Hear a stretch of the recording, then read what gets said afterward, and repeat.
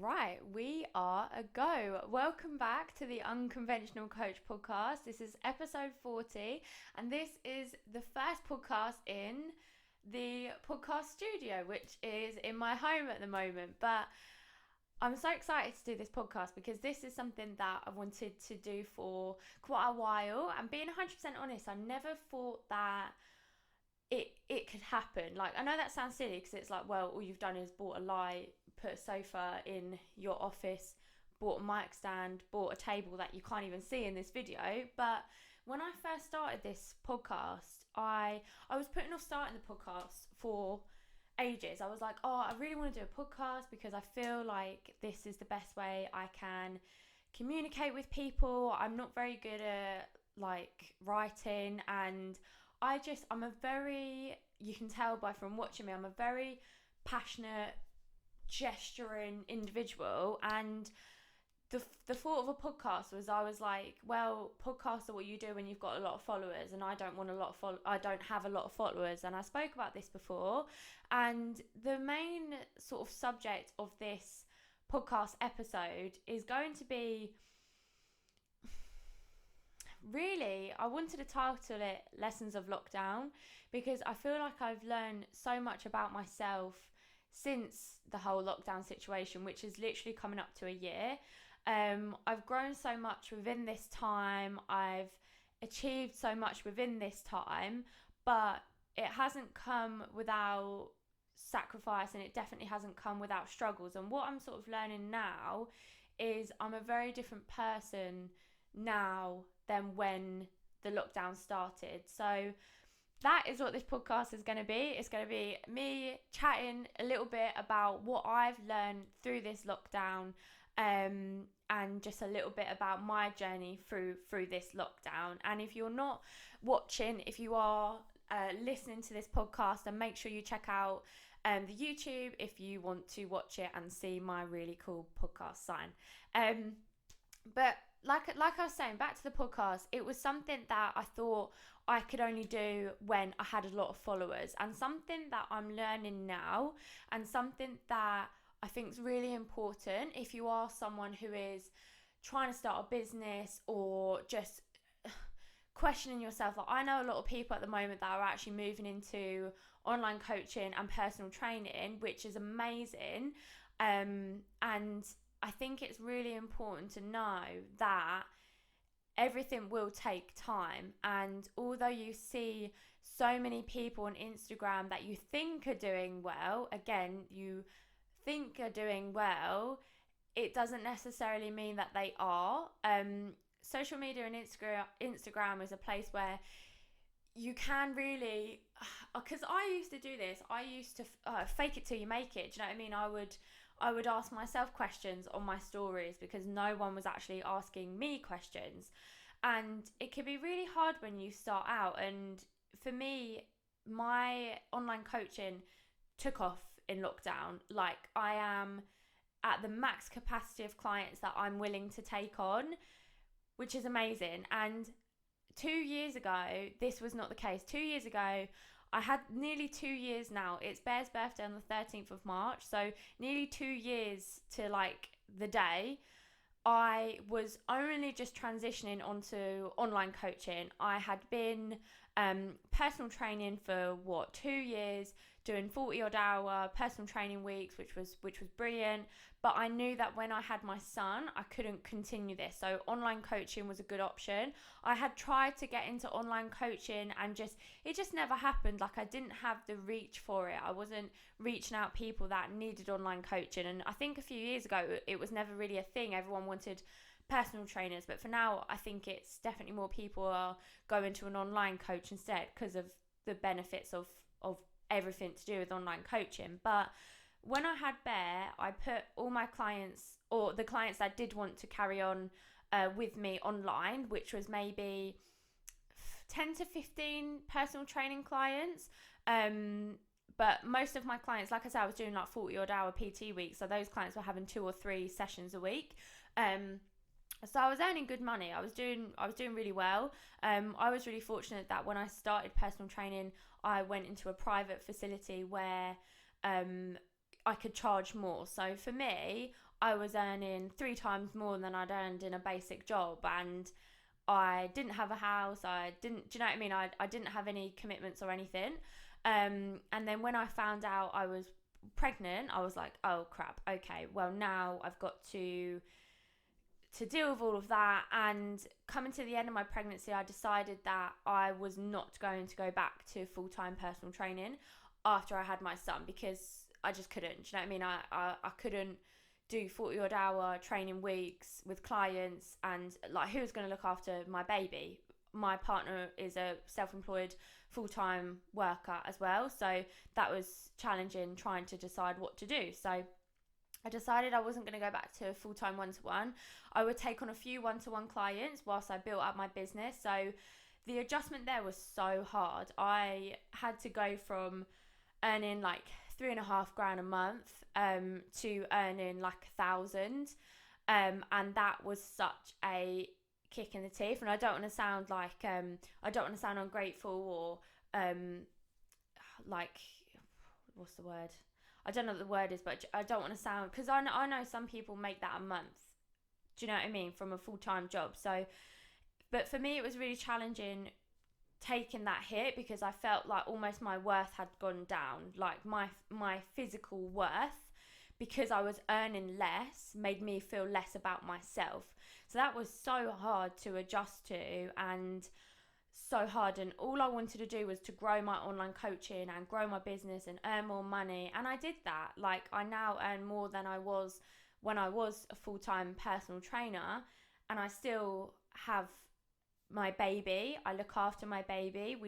He's not in nursery yet. We're looking to put him into nursery, but me and my partner juggle we're his main carers. We juggle him. We have a bit of help from my mum and my mother-in-law, which is lovely, but we've done it all on our own, and we have transitioned into that. And like I say, now I'm in a place where I'm earning more money than I was when I was doing 40 odd hour weeks, getting up at 6 a.m, working until 12, having personal training clients, and having a break, and then working till 9 p.m. Like, it was such long, hard days, but it all paid off. And now, like I say, I'm in a position where I do work a lot. I work a lot more than I think I should have. And that's sort of what I want to talk about, is finding that balance between work and life, because really I only think that I am starting to practice that now. Like, up until 3 months ago, 6 months ago, I was working constantly. Like, I've spoke about this, I think, on another podcast or on my Instagram, that I got to a point where I was so anxious, because I just felt all this pressure to do well and to get more clients every single month and earn more every single month, that I just stopped taking care of myself, and I actually wasn't happy. Like, and that's something as well, like, although, and I'm someone who I enjoy working hard, I am so grateful that I'm in a position where I don't necessarily have to worry and stress about money, but equally it doesn't make you happy. And what I'm trying to get out to you guys is to do stuff now to make yourself happy, because coming from someone who I would literally deprive myself of everything when I was working, trying to grow my online coaching, it was just all work, and you will just burn out, and you'll have nothing to show for your life. Do you know what I mean? Like, I got to a point where I was so miserable, and I got to a point where I couldn't lay in a bath and relax. Like, it's not, I literally got into a bath once. I hadn't had a bath for about 6 months. Obviously I've showered, but I haven't had a bath for 6 months, and I was like, I couldn't stop. I couldn't rest my mind. Like, and with that, you get a bunch of health implications as well. Like, I have alopecia, so my hair falls out when I'm stressed. I've also now got cystic acne, which I've never had before. I had really good skin, and I can't help but feel like I pushed myself physically and mentally to a point where I was just burnt out. Like, I was so numb. I couldn't enjoy my life, and now I'm at a point where I think I'm really learning the balance that I need. And And it's just so nice. Like, I can't tell you how lovely it is to have that time and put that time and effort into yourself. Like today, for example, before I had the podcast, I was like, right, I'm going to charge my camera up a little bit, Oh, I'll make myself a nice lunch, which may sound so silly to someone, but for me, that was something that I really have struggled with, just in general, to make myself food as well as taking care of my son, because I'm trying to juggle so much that something has to be sacrificed, and 9 times out of 10 that's me, that's my training, that's my steps, that's my evening off. Do you know what I mean? So it really is important that you find that balance. And one thing that this lockdown has taught me is that money is not everything, and you need to have stuff to enjoy. And like I said, I'm well, it's not necessarily that money is obviously important, because you need to have money to do stuff, but I'm at a point where I have money to do stuff, but I'm just not doing stuff, and that is the problem. So I'm now at a point where I'm trying to invest my money in myself, and this can apply to all of you, whether you have £500 like a month, or five grand a month to play with. Do you know what I mean? You need to put that money into something that is going to make you happy. Otherwise, you're just going to be fucking miserable with a big savings account. Like, it really is important that you are taking action. And that is something I've learned recently, is to just take action. Like, even this sign, for example, even getting these walls painted, and this throw. Do you know what I mean? It took no time at all, but I put it off for like 2 months, just because I was like, oh, I don't have the time, oh, I don't have this, oh, I don't have that, la la la la la, just making excuse after excuse after excuse. And you just need to take action for whatever that is. If it's your business, for example, like, I love at the moment how many people are creating little businesses. I've seen loads of like candle making businesses. I've seen loads of people doing even those those silhouette stencils that people have as like the Instagram profile picture. It's like a silhouette of them like painted. I've seen people with Instagram pages for that. There's fucking people doing all kinds of stuff because that's what they enjoy. You've got that Mrs. Hinch and Stacey Solomon that have their books and their whole like hinches and all that stuff, and I just think they found something they enjoyed, and they've made a living off of it, and that's something that I think just not a lot of people are doing. I am one of those really annoying people that when someone tells me they enjoy something, I'm like, why don't you create an Instagram page? Why don't you turn it into your business? Like, why don't you do this? Like, one of my clients, she's an amazing baker, and I said to her, I was like, people always need cakes. Like, when I need a cake made, I don't go on Google anymore. I go on Instagram. I go on the hashtags. I'm like, Cakes Near Crawley or Cakes Near Horsham, which is where I live, and I'm just like, what? Where? Who's doing banging cakes, and who's up to date on stuff? So I think you can turn any passion of yours into a business, which is exactly what I've done. Like, I can't believe I'm in the position I am now, where I'm fully booked with my clients. I have a podcast, which again is anyone can do it, but we just don't. Okay, and it's that saying of common knowledge isn't common practice, and it's so true. Like, if you want something, it's your responsibility to go and do it. Whether you want to start your own podcast, or whether you want to start your own baking business, your own candle making business, maybe you want to learn something that you haven't learned before. Maybe you want to learn about how to keep your fucking houseplants alive. Like, houseplants is going to be a massive thing in 2021. It's already a big thing already. Like, look at what you enjoy, and look at what you naturally gravitate towards, and just fucking go for it. Like, just do whatever you want to do with your life, because again, if this lockdown has taught me anything, it's that time is your most precious commodity, and that's the only thing I want now. I'm not chasing more money, and being 100% honest, when my income, if I've earned 2 grand more 1 month, it literally means nothing. And that's, again, I don't want that to be like, oh, I've earned 2 more grand, oh, I don't really care, la la la. It's not like that at all. I'm so privileged and I'm so grateful, but I work fucking hard for that money. Do you know what I mean? So it's not like it's not deserved.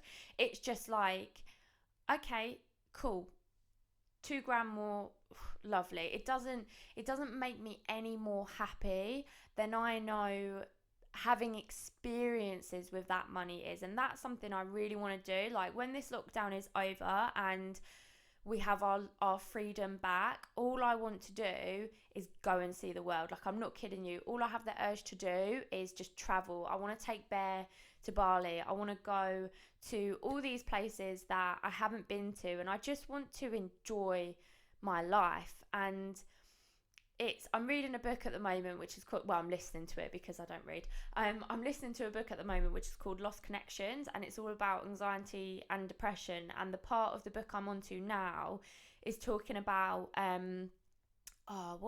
so you've got two ways you seek like happiness. You've basically got internal I can't remember the word. Sorry, that's going to really annoy me. It's like you've got internal happiness, and you've got where you search for it externally. So the people that search for it externally are the people that want money so they can buy cars and watches and materialistic things to get basically approval. But it's shown that the people that even have, people who tend to have more money tend to be more depressed, and they have more pressure on them, if that makes sense. So I think, and again, that's not to say money does help a lot. Do you know what I mean? Like I say, I'm so grateful that I can just go out for lunch with Bear and I don't have to worry about it, and I can buy coffee, and because that's not something I had as a child. Like, I didn't have that. My mum was a single young mum. I knew that we didn't have money, and I got presents on my birthday and Christmas, and that was it. Do you know what I mean? Which is more than what some kids get. But now I'm in a position where I can buy Bear whatever he wants. I can buy him clothes whenever I want to buy him clothes. I can. And I'm not a materialistic person. I mean, I'm rubbish, honestly. I'm rubbish with buying myself stuff, because I'm just like, oh, what's the point? But I'm trying to invest in myself in other ways. So this sign, for example, it was an investment in myself. It wasn't cheap to get this sign, but I was like, I want it, and it's going to look good. I'm getting my Invisalign braces done, which I'm really looking forward to, and that's like $3,000. And I'm investing that money in myself to make myself feel better. I'm taking action with the money and the time I have. And money is one thing, but time is the other thing that you can't just let pass you by, because you're gonna regret it. Like I say, all I'm trying to do now is get as much time as I can to be able to enjoy my life with my son. Like, all I want to do is, like I say, go traveling and just have fun. And again, that's coming from someone who, I couldn't have a bath 6 months ago because it would riddle me with anxiety, and I just felt like if I wasn't working, what was I doing? And that's something that I'm really coming away from now. I always thought if I'm not working, I'm not doing anything, when realistically I was just working all the time because I didn't know how to be in my own presence, and I didn't know what to do with my time. Like, I'm gonna start making candles. Like, I'm wanting to be more creative with myself. I'm wanting to try things that I've never tried before. I'm gonna start horse riding again. I used to horse ride when I was younger, and I always said to myself, when I get a car, I will learn to horse ride. And funny story, I found out I was pregnant with Bear, started doing driving lessons because obviously I needed a car, and passed my driving test. And then we moved literally the week after I passed my driving test. We viewed this place. If you follow me on Instagram, you'll remember the bungalow that we lived in. And we moved there, and literally next door to us was a fully functioning stable. And I was like, oh fuck, how typical. Like, passed my driving test, but I'm knocked up, so I can't horse ride anyway. And then we had to leave that property literally when Bear was born because it was full of mold. So moved away from the lovely stables, and then 3 years later, because I was saying it before I got pregnant, or like while I was pregnant, I want to start horse riding again, and I just never did. And I just think life is too short, and you have so much potential, and you have so much more to live for than just working. Do you know what I mean? There's so much more to life than just doing your 9 to 5 or even being in your business. Like, I love my business, and I am committed to growing myself and helping as many women as I possibly can. But again, you can't pour from an empty cup. You have to be putting as much energy into taking care of yourself as you are taking care of others. And that, I think, is one way to achieve true health and happiness, which is one of my go-to slogans, whatever it's called, with my leg. I say people aren't trying to seek weight loss, they're trying to seek health and happiness, and that can look like a different thing to everyone. And for me at the moment, my health and my happiness is getting my mental health back on track, and just finding myself again. Like, I think, and as well, it's quite, I'm sure mums can relate to this, because when you have a child, it's really easy to lose yourself. It's really easy to just sort of get to a place where you don't really know who you are, because your whole life and all your time is just wrapped up in that child. So getting yourself back you're a different person when you have a child. You're a different person. Obviously, your priorities are different. But I'm at a place where I really need to take care of myself, and I really need to put myself first sometimes to live my best life, because that's important as well. I am just as important as my business, and if not more, because if I'm not in a good place, my business is not going to be in a good place, and my clients are not going to be in a good place. My family is not going to be in a good place. My son is not going to be in a good place if his mum is fucking messed up in the head because she's trying to do everything and not giving herself some time to breathe, you know. So